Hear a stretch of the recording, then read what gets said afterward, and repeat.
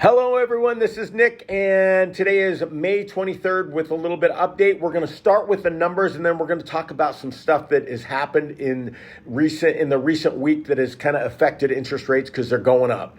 We've seen almost a half point increase. We're anywhere from 6.7 to 6.85 depending on credit scores and stuff like that. So first thing, inventory levels, new listings hitting the market is affecting Portland Metro to Clark County to Bend to Salem. It's all the same. Inventory levels are down, down, and down. Okay, that's one indicator. Pending's the same thing, not to the same degree. So our supply, our demand is outpacing our supply, even though our demand is down. Okay, so that is good news. That's why nationwide home values are down 7.7 from this time last year.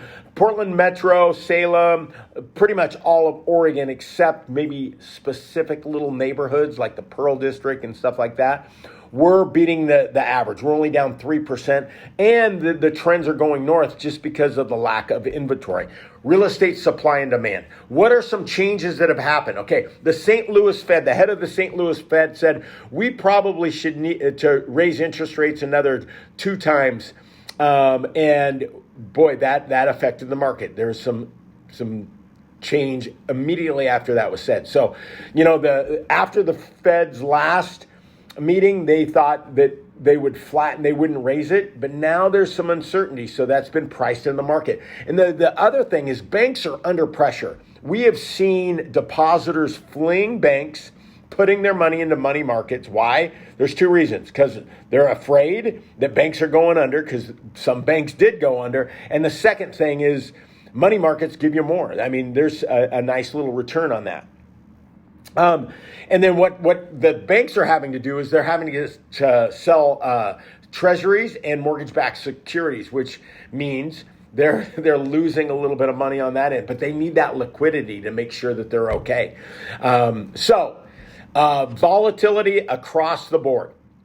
Okay, so what does that mean if I'm a seller? That means that, again, there is going to be potentially less buyers because of affordability depending on the price point. Okay, but that's also our inventory is low. So it's, again, anytime interest rates go up, it slows the market down a little bit. Okay, what does that mean to a buyer? Well, your cost of getting the mortgage is going to be higher, so your monthly payment's going to be higher if you're getting a loan. But it also means there might be less competition. So it's really, really important. Here's the reality. People ask this, for the last 3 weeks, are we going to raise the debt ceiling? Well, never in history because of have we not pushed it forward.